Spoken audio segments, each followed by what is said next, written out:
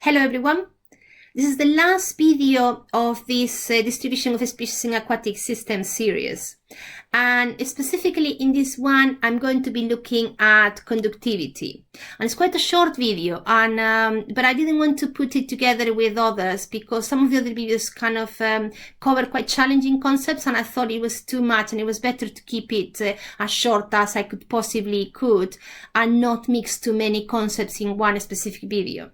So we are going to be looking specifically at conductivity and what conductivity tells us about the water quality of the water body we are assessing.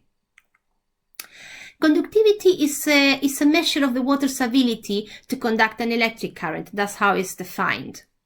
And it's determining water by what solids you have, what ions and species you have dissolved in your water. And typically, sometimes we will look at it as something called total dissolved solids, TDS, because it will determine the conductivity of a water sample, and conductivity can give you an indication of contaminated water, both high and low conductivity. So in this example, for example, think of, for example, salt water, water from the sea. You have sodium ions and chloride ions, and they will be dissolved in solution, and those ions will be able to conduct electricity, and you can measure that with a conductivity meter. And is measuring Siemens or microsiemens, to be precise, per centimeter. And you can see the values are from seawater, which has a high electrical conductivity, and that's because it has a lot of ions dissolved, mostly sodium and potassium and chloride and ions.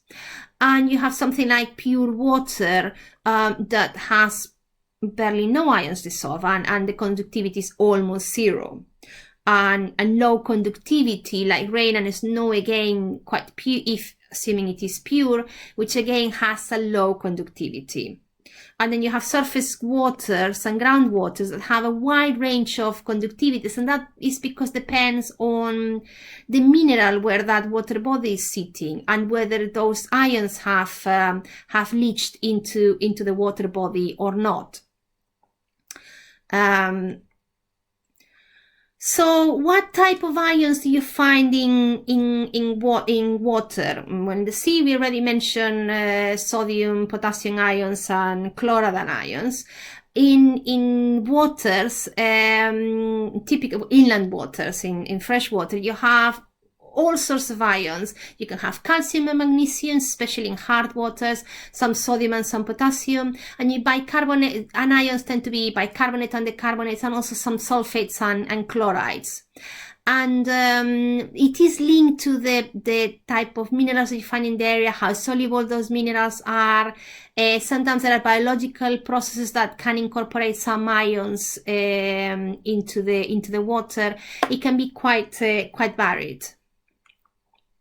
And this is just an example from a paper that I've posted on Blackboard from Smedley from 2010, in which just the researchers study the concentration of ions in various bottled waters from the UK. And as you can see, the different ions, calcium, magnesium, sodium, potassium, bicarbonate, sulfates, etc. And as you can see, the concentration varies widely depending on the specific water that was analyzed.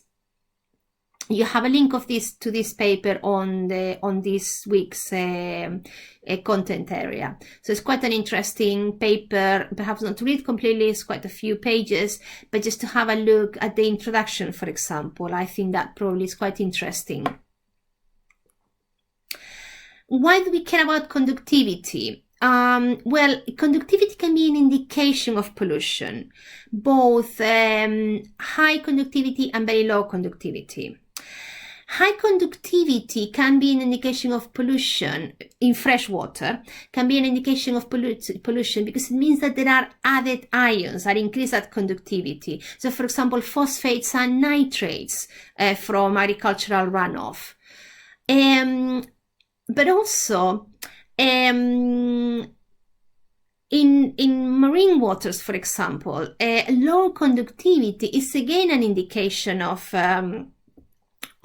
pollution, and in this case it's because oil decreases the conductivity of the water. So both very high changes to very high values, very low values, both indicate pollution, either from organic compounds if it's very low value, or from ions, phosphate nitrates, or leaching from aluminium, iron ions, or chromium, etc. It's a sign that there are too many ions that typically you would not find in pure water. So both streams can indicate, and a change on the typical conductivity of a water body is an indication of that there could be a pollution problem going on. And in both cases, both high and low, it has a negative impact on the quality of that water. So this is everything I wanted to tell you about conductivity. It was quite short, as I told you. Have a look at the Smedley paper, which talks more in depth about the type of ions you can find in bottled water, in fresh water. This is the end of the content for this distribution of species of inorganic distribution of species in aquatic systems.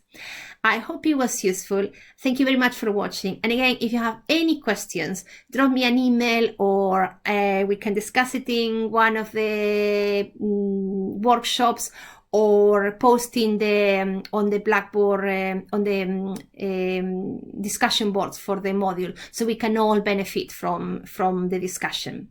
Thank you very much for watching.